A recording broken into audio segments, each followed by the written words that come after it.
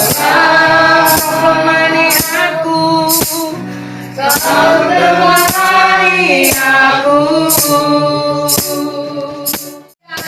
Aku tidak berpikir apa yang ku makan minum pakai. Aku tidak khawatir apa suka memelihara. Jangan kamu pergi. Jangan kamu pergi. Daripada dia. Haleluya. Jangan kamu pergi. Apa yang kau makan minum pakai. Jangan kamu pergi. Apa di surga memelihara. Haleluya. Apa di surga memelihara. Apa di surga. Apa di surga memelihara. Abang saya yang sakit kanker itu kan kemarin masuk ICU ya, karena sesak ya, mungkin karena efek dari kemoterapi itu kan menghitungkan sel bagusnya juga gitu ya. Jadi memang seperti jadi kayak orang stroke, diem aja, semuanya udah lumpuh gitu, nggak bisa digerakkan. Padahal waktu habis operasi otak itu dia tuh beraktivitas biasa, kita latih udah bisa jalan. Kadang mungkin karena dia merasa nggak bisa apa-apa, dia ikut nyapu, sampai si mama tuh bilang jangan, ngapain dulu gini-gini, terus ikut nyetrika, aduh sampai marah-marah si mama, udah kalau orang sakit diam aja. Maksudnya sampai memanasin mobil, ya ampun, pokoknya ya mungkin dia merasa kayak nggak berguna kali ya, nggak bisa bergerak apa ya, dikerjain apa yang dia bisa. Nah setelah itu kemo, terus ngedrop. Jadi pertamanya nggak nafsu makan gitu, lama-lama akhirnya di tempat tidur aja, mata juga udah rapuh ya, mungkin kena ya ke mata. Ngomong juga kayak orang stroke gitu, gitu. Mata juga kanan kiri gitu kayak nggak jelas gitu ya. Nah cuman yang kita sekeluarga tuh selalu yakini bahwa yang pun Tuhan tuh kasih kesempatan supaya kita bisa menikmati saat bersama setelah operasi itu. Nah setelah ini kan dia ICU nih, jadi posisinya sekarang udah di ICU udah hampir mau 7 hari atau 8 hari lagi gitu. Jadi memang sesek, terus udah gitu lagi dibantu pernapasan. Jadi waktu ke rumah sakit itu nggak sadar, itu tingkat kesadarnya cuma 3-5%. Terus katanya sempet dicabut nafasnya, itu maksudnya mau ngecek gitu ya, katanya sih sempet gagal nafas gitu, jadi langsung dibikin lagi ventilator. Nah terus kita yang berdoa. Nah puji Tuhannya setiap jam itu hanya boleh yang masuk satu, tapi boleh video call, jadi semuanya video call dimasukin. Di situ kita doa dan sebagainya. Nah setelah itu ada perkembangan nih, bagus, jadi mulai meningkat lah. Jadi oksigen yang ke mulutnya itu dikurangin biar nanti mau coba dilepas gitu. Kalau misalnya dilepas nanti kita coba berhasil nggak gitu kan. Kalau berhasil udah boleh keluar rumah. Kita tuh juga sekeluarga tuh sudah berdiskusi bahwa kita tuh harus berdamai. Maksudnya kan kita kan kalau tiba waktunya kita harus siap kan. Itu yang maksudnya yang kita kesepakati sama keluarga gitu. Jadi kemungkinan. Jadi kayak gitu-gitu tuh malah kita diskusi yang kita udah persiapkan yuk. Maksudnya jas-jasnya, foto-fotonya. Puji Tuhan kalau ternyata akhirnya sembuh kan mujizat ya. Pokoknya saat ini kami hanya menunggu mujizat aja. Kalaupun Tuhan berkehendak ya udah nggak apa-apa. Jadi kayak gitu udah kita pikirkan. Maksudnya sukacitanya tuh gini. Jadi dari kejadian ini tuh membentuk kepribadian kita semakin lagi dekat dengan Tuhan, bahwa oh ya udah kok, memang pada akhirnya memang harus menghadapi tantangan. Cuman kita bisa nggak dia misalnya, makanya kita selalu ngomong ke abang aku itu bilang, bang udah abang berdamai dengan penyakitnya, kalau abang mau pergi nggak apa-apa, tapi kalau mau bertahan ya bertahan, kuat, semangat gitu. Jadi mungkin kalau dia berdamai, jangan sampai kalau kita nggak berdamai kita kayak menghalangi dia juga kan. Ada jadi mengingat juga ya buat kita bahwa memang orang itu umurnya nggak ada yang tahu kapan akan berakhir. Cuman yang menjadi pertama dari beberapa ibadah penghiburan itu adalah bahwa kita ini ada 3 panggilan di dalam kehidupan itu. Yang pertama itu panggilan pengobatan, yang kedua itu panggilan untuk pelayanan, yang ketiga itu panggilan terakhir pulang ke rumah Bapa di surga. Nah, melalui momen ini ya mengingatkan lagi bahwa saya itu di level panggilan yang mana gitu. Karena memang ya itu tadi ya, tidak ada umur tua umur muda, segala sesuatu itu hanya caranya aja. Mungkin dipanggil Tuhan lewat cara sakit, atau mungkin dengan cara hanya lagi tidur aja, atau mungkin lagi makan tiba-tiba, atau mungkin lagi jalan lagi ngobrol tiba-tiba udah waktunya dipanggil Tuhan, ya udah langsung pergi aja. Masalahnya kita siap nggak mengarah ke sana. Yang ditinggalkan pasti sedih, tapi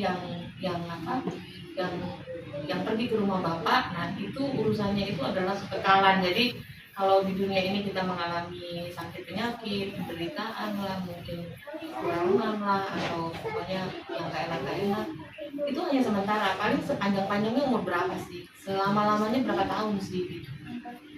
Tapi kalau kita udah meninggal, nah, itu udah tidak bisa merubah nasib kasarnya. Jadi kemudian kalau udah kanan ya kanan, dan kiri udah surga ya neraka ya neraka. Nah, sementara dengan waktu yang terus berjalan ini, kita nggak tahu kapan kita akan dipanggil pulang sama Tuhan. Apa yang udah kita siapkan? Ya dari Vigo Cilalan sih aku belajar ya, dia yang waktu sampai udah selesai kemo dia tetap pelayanan sampai ke Malang, udah finish well lah gitu ya, maksudnya. Jadi kitanya juga merasa bahwa waktu yang kita miliki itu tidak tersia-siakan gitu.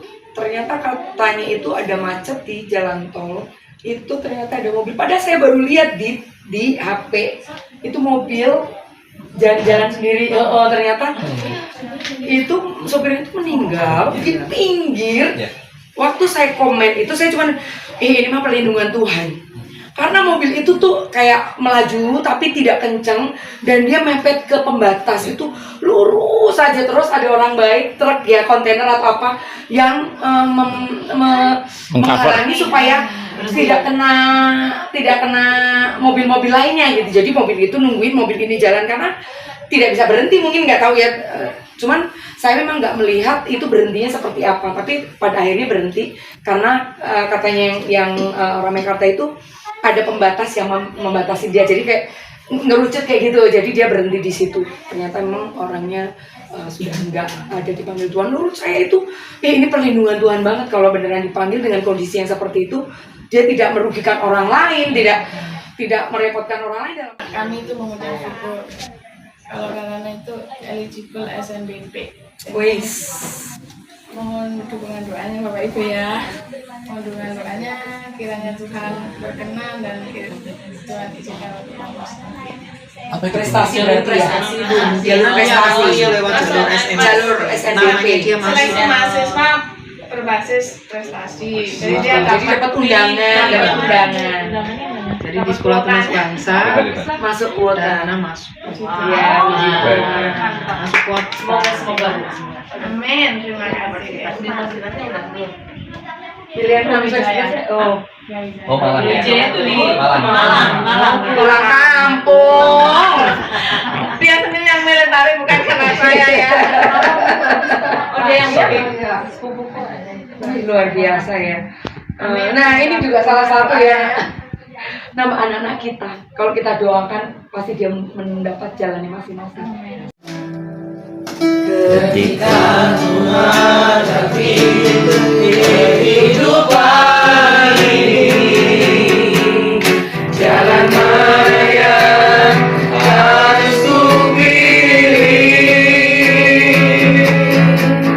Ku tahu tentangmu, ku tahu tentang sanggup, hanya Tuhan tanpa jawaban. Sudah alami ya Bapak Ibu, tetapi ketika mereka menghadapi padang pasir, rintangan, hambatan, mereka juga sudah melihat Tuhan Yesus kasih Allah begitu luar biasa dengan mujizat-mujizat yang terjadi. Nah, ketika mereka hendak maju ke depan, itu berarti tahun 2026, itu juga hal yang sama sebenarnya. Mereka sudah tahu mereka akan menuju tanah Kanaan, menuju tanah yang penuh pengharapan, Bapak Ibu. Tetapi mereka juga tahu bahkan menghadapi hal-hal yang mereka tidak tahu. Jadi itu mirip dengan kita ya, tahun 2025 kita sudah tahu kita menghadapi banyak hal gitu ya Bapak Ibu. Tahun 2026 seperti yang tadi Bu Rida bilang, listrik mati, kemudian air mati, harga emas melonjak tinggi dan lain sebagainya lah ya, banyak sekali faktor. Kita nggak tahu, tapi kita selalu menyerahkan diri kepada Tuhan, kita berharap kepada hadirat Tuhan, Bapak Ibu. Nah, dengan bacaan ini sebenarnya kisah ini mengajarkan kepada kita agar kita bisa maju dengan iman yang teguh kepada Tuhan. Nah, kemudian dari bacaan tadi yang kita baca di Yosua 3 ayat 7 sampai 17, ada beberapa hal yang kita bisa ambil agar kita siap untuk menghadapi tahun 2026 untuk meraih kemenangan. Yang pertama adalah iman akan kehadiran Allah. Nah, jadi tadi para imam pengangkat tabut Allah itu sebenarnya adalah orang yang pertama kali mencelupkan kaki ke Sungai Yordan hingga akhirnya Sungai Yordan itu terbelah menjadi dua. Nah, bangsa Israel harus fokus kepada tabut Allah. Bangsa Israel harus fokus kepada tabut Allah, bukan kepada banjirnya Sungai Yordan, Bapak Ibu. Nah, ketika kita menghadapi tahun 2026 juga sama. Kita harus fokus kepada hadirat Tuhan. Kita harus percaya kepada bahwa Tuhan Yesus begitu kuasa bisa menghadapi segala sesuatu. Jangan kita fokus pada masalah kita. Jangan kita fokus pada hal-hal yang di tahun 2025 ini menjadi beban gitu ya, yang harus dibawa di tahun 2026. Menyerahkan hidup kita secara total kepada Allah. Nah, mengawali tahun 2026, diharapkan kita semua boleh mengurangi hal-hal atau karakter-karakter buruk yang kita sudah pernah lakukan di tahun 2025. Misalkan sering berkata-kata kotor, sering berpikiran negatif, kemudian mungkin dari kita beberapa memiliki akar pahit pada pasangan hidup atau misalkan saudara, teman dan lain sebagainya, itu harus mulai dihilangin gitu kan. Dan sebaliknya kita harus siap menjadi berkat bagi sesama kita di tahun 2026. Mujizat yang terjadi ketika Nabi Musa membelah Laut Teberau dengan Yosua. Ya, kalau Nabi Musa waktu itu yang dia lakukan adalah dia mengangkat tongkat, kemudian Allah membelah Laut Teberau menjadi dua, kemudian bangsa Israel baru berjalan di tengah-tengah laut tersebut. Nah, kalau Yosua, dia memerintahkan imam pengangkat tabut untuk menjejakkan kakinya terlebih dahulu. Ya, jadi imam harus menjejakkan kakinya terlebih dahulu, baru akhirnya Sungai Yordan terbelah dua, kemudian banjir itu berhenti, Bapak Ibu. Ya, jadi di dalam kisah ini kita harus melakukan take action terlebih dahulu, kemudian baru iman yang sejati bukan hanya percaya, tetapi bertindak berdasarkan apa yang kita percayai. Di Yosua 4 ini menceritakan tentang ke-12 batu peringatan. Jadi setelah pasal 3 selesai, Tuhan memerintahkan bangsa Israel untuk mendirikan batu sebanyak 12 sesuai lambang bangsa Israel. Tujuannya untuk apa? Agar anak-anaknya itu tahu bahwa Tuhan pernah melakukan mujizat di tempat itu. Nah, dalam hal ini artinya apa? Ketika kita menghadapi tahun 2026, kita flashback di tahun-tahun sebelumnya, kasih Tuhan yang begitu luar biasa. Kita percaya semua dari kita pasti pernah mengalami mujizat Tuhan. Entah satu, entah dua, atau banyak gitu ya. Pasti pernah, dan itu harus kita ingat terus ketika kita menghadapi tahun 2026.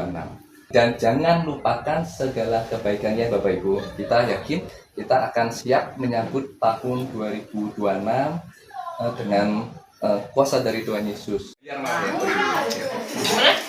Bapak biasa kan pasti ya, jadi kan zaman dari. Bukan nggak tergantung kamu kan, Mak. Tergantung jadi kan bukan ya. Ayo makan.